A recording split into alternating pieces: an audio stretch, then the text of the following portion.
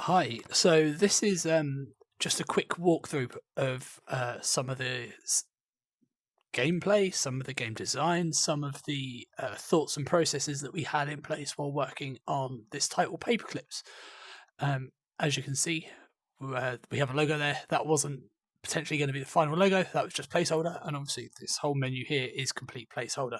But the kind of art assets that you see around were getting pretty final. They had gone through quite a lot of polish individually because each of these assets are used in stages themselves. So yeah, you see you have some poos over here, a rotating heart, a ghost with some accessories on it, a head of a skeleton. I'll talk about where that came from a bit later on because you won't see that in any of the stages. You have this alien-y kind of guy there.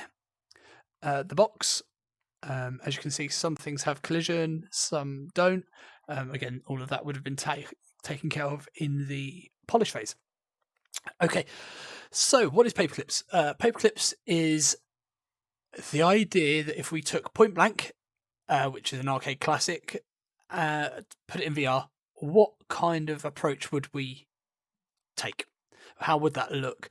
Went through many iterations of what that could be from like an aesthetics visual standpoint.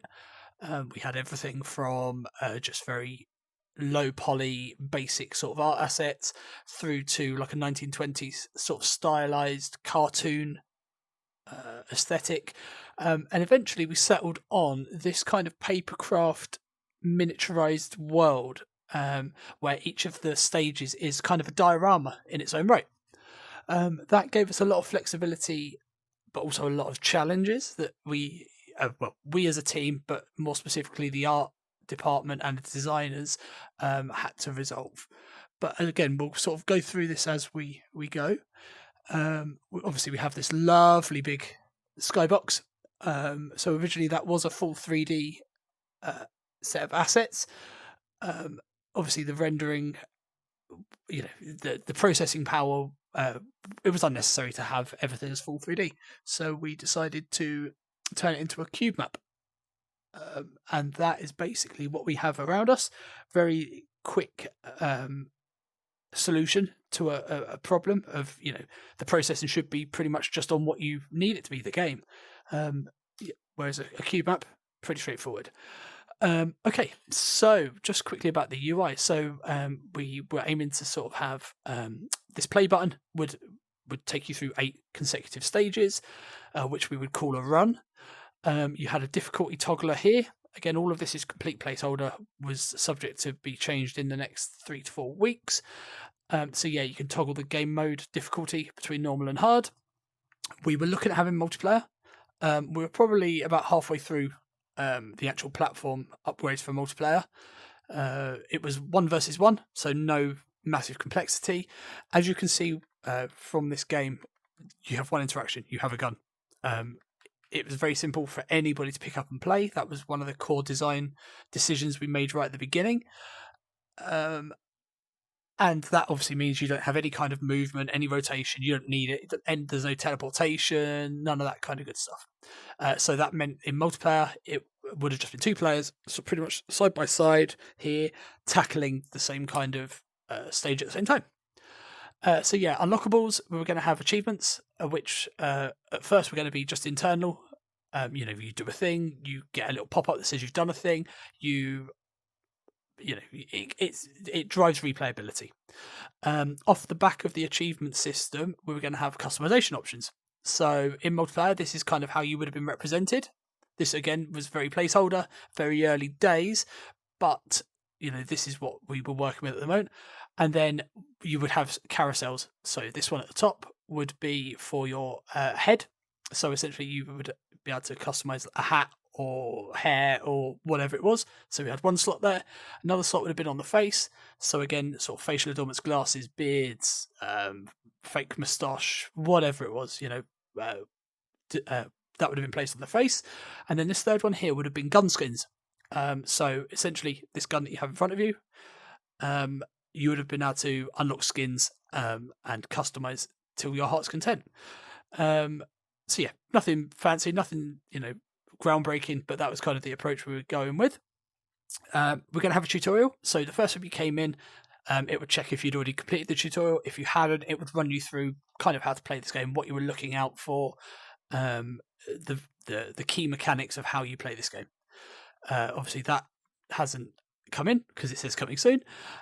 Challenges at the moment, we have single play, so you can just shoot any one of these boxes. We use this as a test mode for testing all the different stages. But yeah, so these are the stages that we have in the game that we can play. And then a community challenge would have been a set seed, single stage, who can have the best score. That's what that was. We had the logic under the hood. We just never bothered implementing it at the moment. That was to come in the future. So we've gone across all these. And then settings. This is a bit of a headache page, but you could essentially swap your dominant hand. I won't hit that now because I don't have my left controller to hand, but you could essentially move your gun from your right hand to your left hand. This is a single gun game. We did have dual guns at one point, but they were only used in certain stage types, and I'll explain what those stage types are later on. Obviously, switch between seated mode and standard mode. I have a bug in this branch, but I had fixed it elsewhere. So if I go back here, we're going to quickly play a stage. So I know where all these ones are. So let's just, for now, jump into a stage and have a quick play, and I'll show you what we're looking at.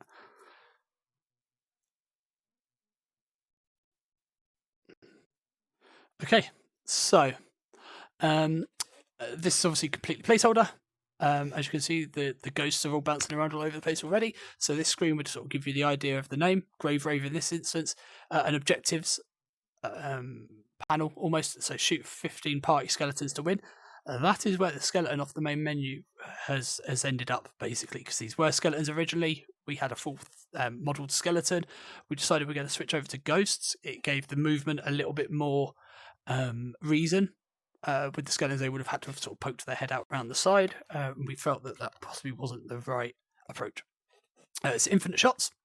So over the course of the game, we went through many iterations of how many bullets a stage should have. Different stage types had different criteria they had to meet. Certain stages were infinite shots. Some of them were like 7 shots.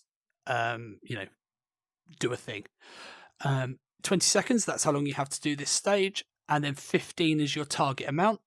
And then it says that I've got 3 lives still. Again, this was all completely placeholder, was due to be thrown away very, very soon. But anyway, so at this point, if I shoot the button, get a 3, a 2, a 1, and now I can start shooting all the ghosts. So as you saw, there was a little bug there. Again, this was known. It happened again there. But, I mean, gameplay-wise, it's pretty much there. There were a little bits and pieces rough around the edges-ness. So again, the stage ended. My gun locked up. Get the success screen. I shot 32 bullets. I hit 25 ghosts, and I needed to hit 15. My accuracy was 78.1. Quick score. You might have seen when I was shooting the ghosts. I keep saying skeletons. When I was shooting the ghosts, a little score would pop out. So that was that. And then my total score for the run is 408. I was playing a single stage, so the run will end now. So if I hit finish, it will take me back to the main menu. So here we are. So I won't go into the settings menu and mess around switching seat mode and what have you, but we could rotate the gun. So this is rotating the gun, so it's off normal. If I shoot this, you will see it resets back. So that's how much I'd rotated it by. Credits obviously would have taken you to a credit screen where it would have probably shown you all our lovely faces, but that's never going to happen now as this game has been canned. Clear save data, so you could reset all your progress. It was saved locally, heavily encrypted, but yeah, that's now not going to happen either. Back to main menu. Okay, so you just saw the Grave Rave stage. So feed the plants. So this one's had many names over its lifetime. Dinky flies, a gobbler seems to be one that would pop up every now and again. But essentially all you got to do on this one, shoot at least 2 of the flies at the right time to feed the plants. So you've got sort of carnivorous plants and it's a bit like a target range, I guess. I've got infinite shots, 30 seconds, and I only have to get 2. So if we get going, so if we see, if I shoot him, he'll drop in a little bit of delay there. I think we must be getting a null ref or something somewhere, but it's okay.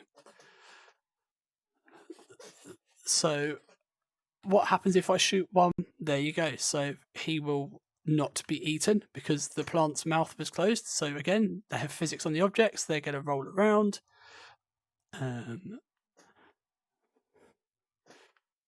So on the back of the gun, we have the time and the bullet count. So the stage is ended.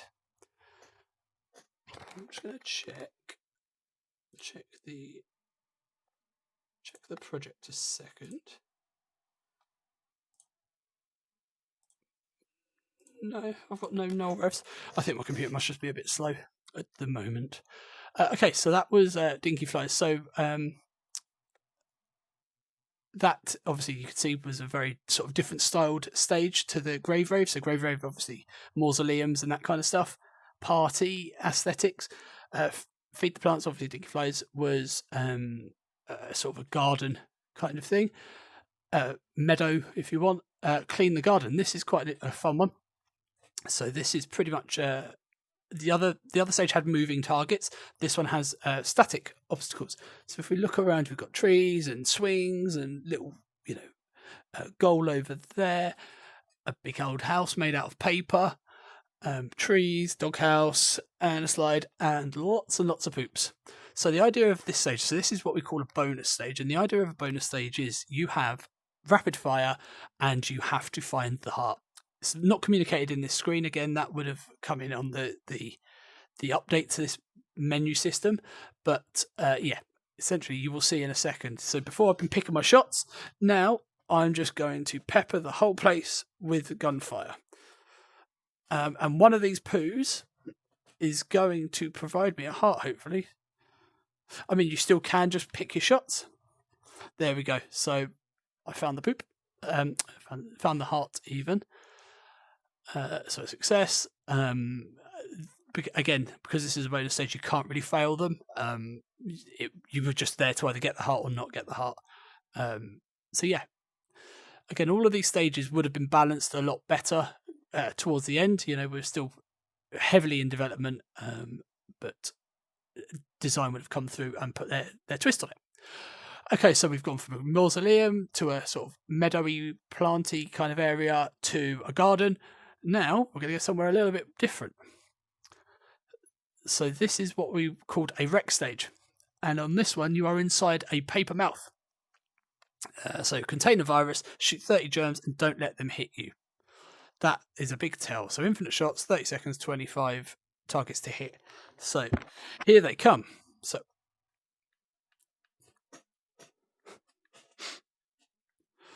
let's leave one of the red guys alone. He's fired something at me. So what would happen here? So he hits me and I get a particle on my face. That particle on the last sprint had been updated to more of a, want of a better way of putting it, a Mario Kart style ink splat. But again, we just, for testing, we just used a basic sort of pop, smoke effect. And one of the other pieces of work I'd been doing myself was instead of the shootables just disappearing, they would pop. They'd sequence through and pop, pop, pop, pop, pop, pop, pop. So it gave it a nicer level of polish, which unfortunately is never going to get in. So that was contain a virus. Turn in targets. This is another. I mean, all these stages are unique sort of environments. So here we are. So we've got some totems and they turn. And what you'll notice is some every now and again will fake the turning just to try and draw your eye a little bit. So this stage is unique in that I'm playing terrible at the moment, but if you play in a good rhythm, the stage will kind of speed up to suit your play style. So the better you play, the more this stage will feel for you. So again, pretty straightforward. It's just pick your shots. My gun had locked up there because the stage has ended. So again, we get the result screen. We hit finish. So we go back this way. So this is kind of what we would do for testing. We'd come in here, say, right, this stage has had an update. Can you have a look at it? To our QA, to whoever. Let us know what you think. We're a relatively small team, so although we did have QA presence, we also did a lot of QA ourselves, and also feedback. It's always good to go, maybe we could tweak this a little bit differently or whatever, and it's better to get that feedback nice and early before you move on to other systems or other stages, so the stage is still fresh in your mind and you have the time. So ruin the birthday. This is what we call a snipe stage. You get 1 bullet when the result objective screen appears. My PC's running really slow. So you get 1 bullet, 7 seconds, and you have to hit one thing. Target in this one is the cake. There's the cake in front of me. So this is Flybert, as you can tell from the banner above. We love ruining Flybert's birthday. It's great fun. We very early on we adopted the phrase of "F you, Flybert," and that could be applied whether you'd ruined his birthday or you'd whiffed your shot and failed the stage. That was quite cathartic, when we were testing those stage out. That stage was going to get a bit of an art pass in terms of lighting and that sort of thing, so that's why it's quite dark. But again, a lot of this is still heavily work in progress, but we were excited to finish it. So find the target is shoot the container which hides the creature. So this one's the old cup game where you put a ball under a cup, you shuffle the cups, and where is the ball at the end? So basically you have to stand here. So this is in that one, so he's over there, he's there. Oh, I think I followed him to this one, I think. Yes, there you go. So it can be pretty tricky, that one. And the difference between normal and hard, obviously, on each of these stages is how many things you have to shoot in that time. So, you're a bit more challenged. But in that stage, it's how many shuffles happen. So towards the end, it can be quite hectic, having a lot of the shuffles. So alien invasion, you're going to see our green friend that was over to the right, pretty much underneath where I shot the button. So this one's what we call a shoot this, not that, where you've got to shoot one thing and not shoot the other thing. So don't shoot the baby looking one, the cute one, shoot the evil looking one. So again, we're going to try not to hit those ones. I will show you actually. So if I shoot, so it can get pretty hectic, and especially in difficulty, hard mode, it can be challenging. So if I shoot a cute one, I lose a heart, and that will be reflected on the result screen. And obviously, if you lose all 3 hearts in a run, you fail. So shoot this not that stages, you can lose a heart. See, I've lost a heart now. You can lose a heart in a shoot this not that by shooting the wrong thing, or if you fail to meet the objectives amount, you will lose a heart at the end of the stage. So again, point blank in VR, if you're familiar with point blank, you'll understand the concepts that we are going through. Leaping. So again, different art style, different shootables, different premise. This one obviously is a cave. Relatively rudimentary. Got a nice anchor. Got a ship. As you can see, we're going to be shooting pirate fish. So again, all the values on how these stages play haven't been tweaked. This is just kind of like a test set of values just to make sure that the stage plays and what have you. But now, once we got to 32 stages, it was able to start for the design team to start balancing one stage against another stage to make sure that they all felt similar in intensity and that sort of thing. So that, again, the architecture that we use for the stages and that sort of thing all had exposed values that could be tweaked by anybody, even if they didn't understand, programming, logic, or whatever the case may be. So Planet Destruction is another bonus stage. This one I really enjoy. So essentially, you're in space. got a big old black hole, got some planets and bits and pieces, some stars, a rocket, and a big old planet in front of us that we have to shoot the bejesus out of. So again, because this is a bonus stage, we have rapid fire. So again, none of this is balanced. This is all just placeholder sort of values. So it is relatively easy on this stage. The blockers obviously try and get in your way. But as soon as you shoot the heart in the middle, the whole thing explodes and you get the payoff. So one of the things I like in VR is obviously giving the player that urgency of things coming at them, making them sort of jump or, be spooked for a very short amount of time. So beckoning bells, this is another memory stage. So we had the find the target is a memory stage. Beckoning bells is the second memory stage. So on this one, it's a bit like Simon Says in principle. So you have the bells, so you have to follow which order the bells were reacted in. So dun dun dun dun dun.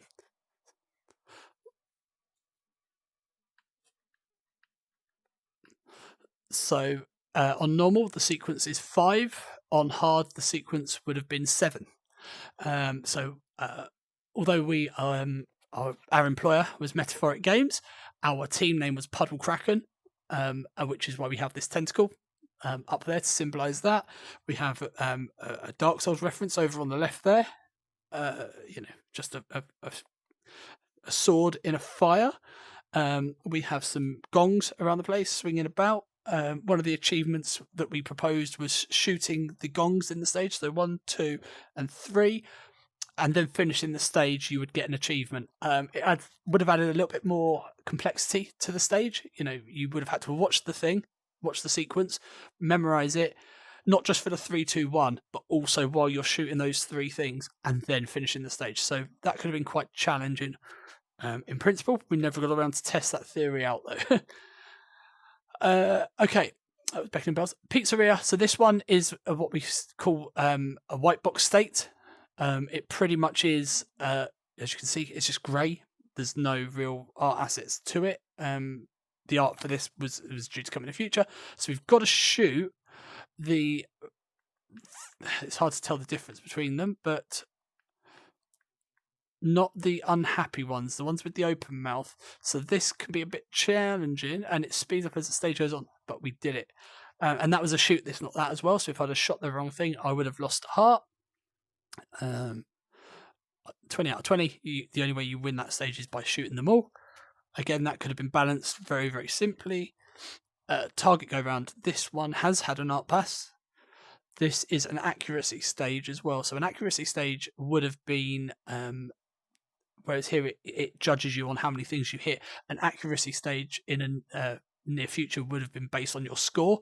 You would have had to have reached a certain score, and you get that by shooting consecutive correct things and as close to the center as possible. So consecutive things means you get a multiplier. I missed, so I lost my multiplier there. There's nothing to tell the player that there was a multiplier going on. It was just an under the hood mechanic. But you'll see that my score that I'm getting for shooting these things is a lot higher than the first 60, 70 points that I was getting at the beginning. So, missed my shot. Some of the multipliers dropped off. I missed again. So now they're all turning around. So, so this one again was a cave, lots of lava. We had some bats that were sort of based loosely on Keats, I believe they were, from Legends of Zelda. So again, some I think there were flesh sacks hanging from the ceiling, just swinging backwards and forwards. So this, if you're wondering what this white thing is as well, this was just a test visualization for where the player was going to spawn and the direction they'd be facing when the stage started. So it meant that someone could easily just come in, move the player about, and it would just work. It would be very, very quick and easy for them to do. So that was target go around. So feed the slime lord. So this one had recently had an art pass. It had some known bugs have come out of the art pass, but we would have been resolving these over the next couple of weeks as well. So the idea of this is you have 3 buttons. You have these poos which are facing backwards, but they're not poos. They're slimes. Brown slimes, sludge monsters. I missed my shots there. So again, the art hasn't completely been finished on this one. So that is ultimately a vacuum that would be sucking them up to feed the slime monster in the background. So, idea for the premise on this one was it's a factory. Again, the art had gone in. The polish phase hadn't even started on this one yet, but that would have been coming soon. Bottle battle. I like this one. So, generally, each stage type would have just a generic audio track, but this one actually had a version, shall we say, of 99 bottles of beer on the wall, I believe it was. So yeah, it was that kind of thing. So again, there's little nods to different pieces of music and different art, that you would recognize from different games or literature or TV or whatever. So on this one, infinite shots, 30 seconds, shoot 30, defeat the defending bottles and storm the castle. Watch out for their counterattacks. So again, this is a rec stage. Rec stages have one thing in common, where the thing can shoot back. So we will